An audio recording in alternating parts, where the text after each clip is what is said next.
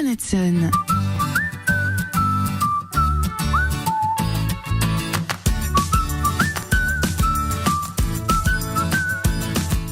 Bonjour à tous, bienvenue si vous venez de nous rejoindre à l'instant sur le 93 en FM, en RNT ou même à travers le www.lesonunique.com. Bon appétit évidemment si vous vous apprêtez à passer à table. Nouvel horaire pour Planète Sun, vous l'avez compris, qui désormais démarre à midi chaque samedi. Émission exceptionnelle avec pour seul et unique thème du jour, Alternativa. Monsieur Patrick est en régie, bien sûr. Bonjour Patrick. Bonjour et bonjour à tout le monde. Allez, aidé également aujourd'hui par Hélène pour la partie vidéo. On la salue également. Anne est bien sûr avec nous. Salut Anne. Bonjour à tous. Voilà, nous avons la chance d'avoir 4 des coordinateurs d'Alternativa Nantes avec nous aujourd'hui. Sylvain, Maïwen, Mathieu et Hugo. Bonjour à tous. Bonjour. Bonjour. Alors, j'ai pris une petite citation de la chanson. Arrêtons de naviguer au pif, car la réponse est juste là. C'est le courant alternatif, c'est Alternativa. Mais qu'est-ce donc Alternativa ? Alors Alternativa, c'est une grande aventure. C'est quelque chose qui a d'abord commencé au niveau très local, au Pays Basque, autour de Bayonne, via une association qui s'appelle BIZI, B-I-Z-I, qui veut dire vivre. Et la volonté de ce collectif, c'était finalement de créer une nouvelle génération de militants. Parce qu'on fait le constat qu'il nous reste une dizaine d'années pour sauver le climat. C'est pas beaucoup, une dizaine d'années. C'est pas beaucoup en effet. C'est les pires prévisions ? C'est les prévisions en tout cas du GIEC, du dernier rapport des experts qui est sorti en février dernier. Donc suite à ce collectif qui s'est créé au Pays Basque, il y a eu un pari de fait de mettre sur la place publique, au plus près des gens, dans la ville de Bayonne, des alternatives qui existent déjà. Non pas des alternatives pour le monde de demain qu'on voudrait mettre en place, mais des alternatives qui existent déjà dans notre quotidien à tous, dans tous les champs de la société, énergie, économie, agriculture, etc. Et ce pari a été réussi, puisque c'est plus de 13 000 personnes. 12 000 exactement. 12 000 exactement. 12 000. Alors ça dépend des chiffres, toujours en fonction des organisateurs, etc. Il y avait la police et les organisateurs. Mais en tout cas, plus de 10 000 personnes qui sont débarquées, qui ont cheminé dans les rues de Bayonne autour de ces différents espaces d'alternatives à la crise écologique, sociale et économique. Et c'était donc la première base de cette fusée Alternativa. Donc il faut dire que c'était au niveau local, mais c'était national aussi, car il y avait beaucoup de participants qui venaient de toute la France. Exactement, c'était la volonté de faire un village au niveau local à Bayonne, mais il y avait quand même une passion, une dynamique nationale, puisque c'était le premier, en quelque sorte, village qui allait se créer de cette dynamique-là. Mais justement, la suite a continué, et c'est suite à un appel de la femme de Monsieur Hessel, le grand résistant, Christiane Hessel, qui a appelé à polliniser, à engager 10, 100, 1000 Alternativa à travers la France, l'Europe et pourquoi pas le monde. Et c'est justement la deuxième marche de cette fusée. 40 Alternativa sont en cours de gestation ou déjà faites à travers la France aujourd'hui. On a notamment Gonesse actuellement dans l'Île-de-France qui est en plein boom. Exactement, c'est l'Alternativa de Gonesse, c'est ce week-end en Île-de-France.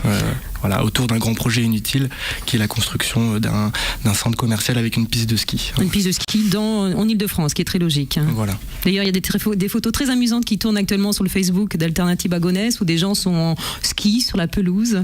Il y a beaucoup d'humour. Voilà, Alternativa, c'est aussi ça, ce qu'on a voulu faire passer, c'est que on ne veut pas de véhiculer de messages de culpabilité ou de morale. On n'est pas là pour ça. On est là pour montrer ce qui existe sur la place publique. Les gens passent, prennent ce qui les intéresse, s'informent et se réaccaparent les choses. Et puis de le faire aussi de façon festive, de façon conviviale. On a des buvettes, des concerts. On est là aussi pour recréer un vivre ensemble au sein d'une ville. Alors pourquoi tous ces villages Alternativa ? Est-ce qu'il y a un but ultime ? Alors c'est justement, je parlais tout à l'heure de la fusée, il n'y a pas de but ultime à Alternativa, si ce n'est évidemment de faire bouger les choses dans les 10 années qui nous restent pour créer un modèle plus soutenable et plus résilient par rapport aux crises climatiques, écologiques, alimentaires, etc. Par contre, il y a un objectif. Il y a un objectif plus précis de cette troisième marche, c'est de faire converger finalement tout ce qui aura été pollinisé à travers l'Europe, la France, à fin 2015 à Paris pour la COP21. Alors qu'est-ce que la COP21 ? Voilà, c'est le rassemblement des chefs d'État et de gouvernement pour prendre une décision, un accord emblématique sur la crise climatique. Et finalement, le but, c'est à la fois de sensibiliser les non-initiés On veut sortir du cercle militant, des convaincus, on veut vraiment polliniser cet univers-là. C'est pas un mouvement hippie en fait. Non, pas du tout. On n'est pas des bisounours qui se noient dans leur optimisme, on n'est pas non plus des pessimistes. On est vraiment dans un entre-deux. Voilà. Ce qu'on pourrait vous dire, c'est peut-être utopique tout ce que vous essayez de mettre en place. Alors... Non, en fait, le message derrière Alternatiba, c'est qu'effectivement, il y a une crise climatique qui existe, qui est extrêmement grave. On a 10 ans pour la régler. Mais on peut voir ça aussi comme une formidable opportunité de changement. Et en fait, le message d'Alternatiba, c'est de dire le changement, il existe déjà. Les solutions, elles ont déjà été inventées au niveau local par plein de citoyens. Et c'est ce qu'on appelle les alternatives. Alors alternative surtout citoyenne, mais également il en existe au niveau institutionnel. Donc le message vraiment derrière, c'est de dire voilà, les solutions pour le monde de demain, elles existent déjà, ce sont les alternatives. On va les montrer dans la rue pendant Alternatiba pour que tout le monde puisse y avoir accès et les découvre. Et si on se met tout ensemble et qu'on généralise ces alternatives, on peut déjà résoudre une grosse partie des problèmes. Et justement, Alternatiba ne se résume pas au village à Nantes le 28 septembre, c'est aussi dès demain une marche mondiale pour le climat. Comment ça va se passer, Mathieu ? Alors demain, effectivement, il y a une marche mondiale pour le climat qui est organisée depuis New York, où Ban Ki-moon, le secrétaire général de l'ONU, a rassemblé les chefs d'État et de gouvernement pour préparer les 2 conférences climatiques qui vont avoir lieu. Donc la première va avoir lieu au Pérou cette année et la deuxième l'année prochaine à Paris. Donc on en a déjà parlé. Donc il réunit tous les chefs d'État pour essayer d'éviter que ces conférences soient un fiasco. En gros, c'est vraiment une pré-conférence climatique. Et à cette occasion, des ONG dont Havas organisent une marche mondiale pour le climat, donc le plus gros événement citoyen autour du climat qui s'est jamais fait. Donc ils espèrent 1 million de personnes qui convergent vers New York pour faire entendre la voix des citoyens là-bas. Et cet événement est démultiplié un peu partout. Il y a un appel à ce qu'il y ait des marches un peu partout dans le monde. Et il y en a une qui est organisée à Nantes par Havas Nantes. Donc c'est rendez-vous demain dimanche à 14h sous la grande grue jaune des machines de Lille au Nef. Et donc à 14h 14h, ouais, c'est ça. Et voilà, après il y aura des allocutions, il y aura des photos qui seront envoyées à Havas pour centraliser tout ça. Et également, il y a une pétition qui est signée en ligne, qui est quasiment à 2 millions de signatures. Donc c'est énorme, le but c'est 2 millions, donc on y est presque. Donc il faut vraiment se mobiliser autour de ça. Peut-on trouver la pétition sur le site internet d'Alternatiba pour ceux qui veulent signer? Est-ce que vous avez fait un lien?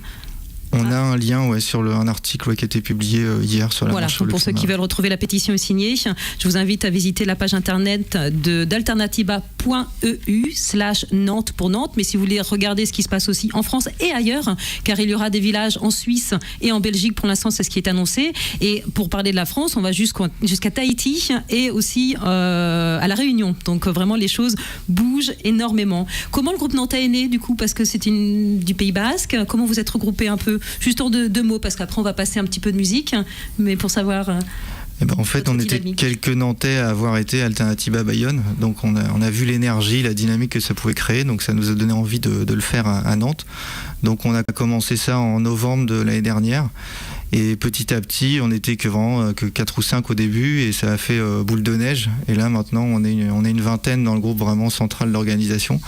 Et c'est une expérience humaine vraiment extraordinaire parce qu'on est tous bénévoles, sauf une coordinatrice qu'on a embauchée pour les derniers mois. Et on a réussi à faire travailler ensemble tous ces gens. On est une 60aine en tout, être plus ou moins impliqués de façon complètement horizontale, sans hiérarchie et avec une dynamique extraordinaire. Donc moi, c'est vraiment ce que je retiens d'Alternatiba, c'est cette dynamique citoyenne. Merci Mathieu. Avant de passer à la page musicale, je vais parler des groupes parce qu'évidemment Alternatiba c'est dans la bonne humeur et vous avez prévu des pauses musicales pendant toute cette journée de 10h à 19h sur la place du Bouffet et dans les rues adjacentes. Donc vous avez 2 scènes, vous avez prévu 2 scènes, une scène à Bouffet, une scène à Sainte-Croix et puis aussi des animations sur les ateliers. Donc en vrac, je dis les noms: Macadam Bazar, Croazent, Dipsoman Band, Philogénix, L'Atropiloire, Il et Elle, Duo Étienne, Débit Fagot, Babel Canto, Le Bricoleur. Donc c'est bon, belle diversité. Voilà, oui, on a fait un appel à des gens qui voulaient se mobiliser pour faire des concerts de façon bénévole, même si on prend en charge évidemment certains frais d'installation, etc. Le but, c'était aussi de privilégier des groupes assez locaux, même si on a une tête d'affiche qui vient d'un peu plus loin, mais c'est Macadam Bazar. Voilà, mais c'est un groupe qui est itinérant, donc finalement il vient de loin, mais il vient aussi de nulle part. Et nous avons donc fait ce choix de privilégier aussi certains groupes locaux.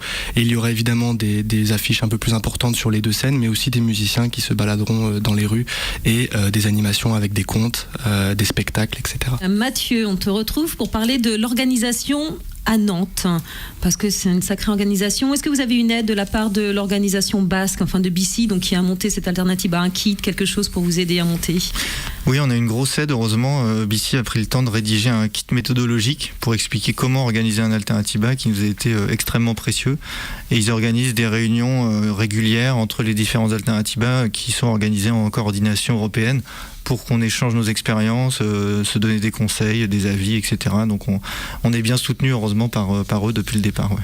Alors, novembre 2013, vous commencez à vous réunir et à se dire on va faire un village Alternatiba, et le pari c'est de le monter en septembre, ce qui fait pas beaucoup de temps quand même pour préparer un Alternatiba.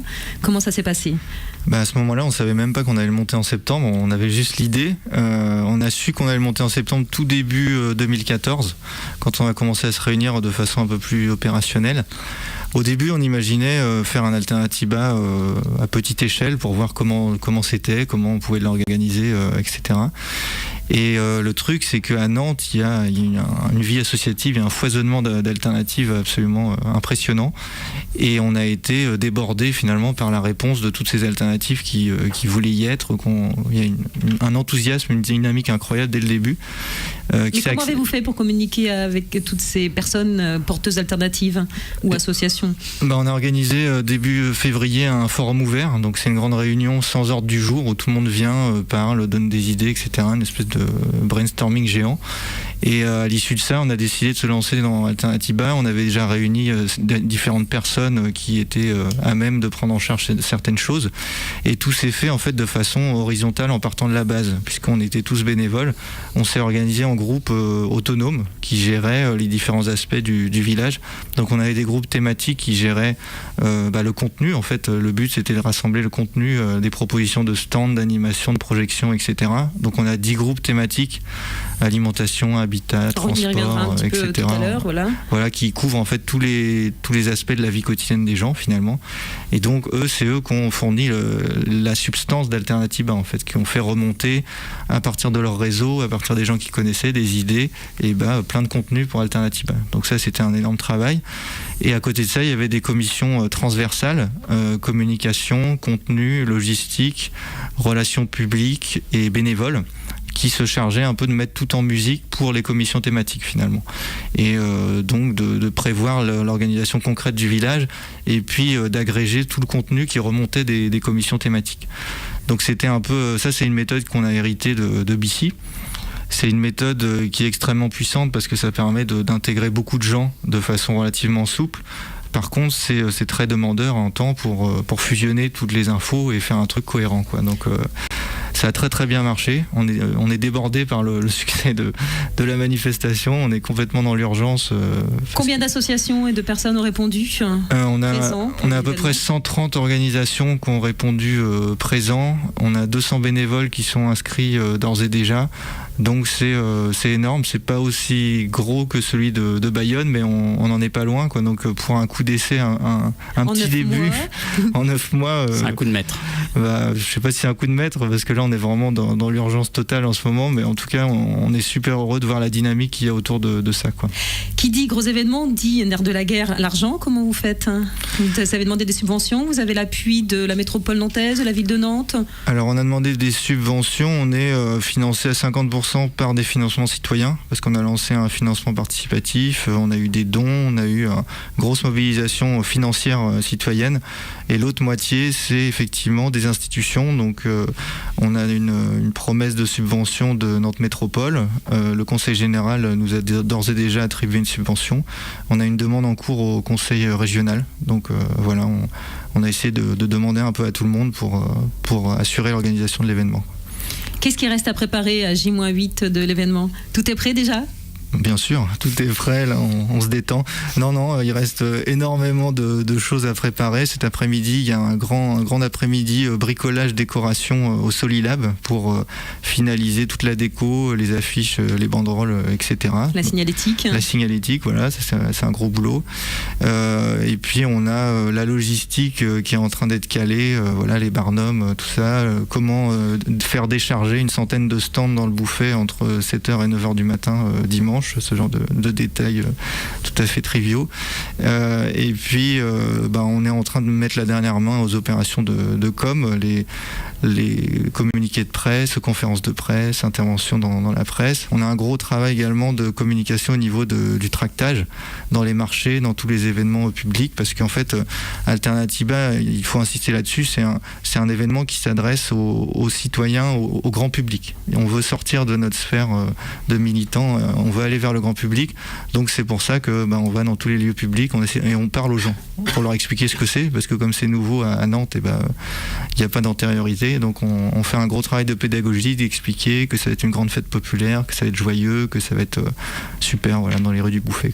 Donc si vous voyez des gens avec des petits tracts verts, allez vers eux, ils vous expliqueront ce qu'est Alternatiba, ils vous donneront toutes les informations, et vous pourrez vous-même retransmettre à vos proches. Ça, c'est très important, le mot, même si vous ne pouvez pas être disponible le dimanche 28, vous avez déjà quelque chose de prévu. Il y a probablement des gens autour de vous qui n'ont pas encore prévu leur agenda, donc invitez-les à Alternatiba. Hugo. Oui, si je peux juste me permettre, je vais prêcher pour ma paroisse.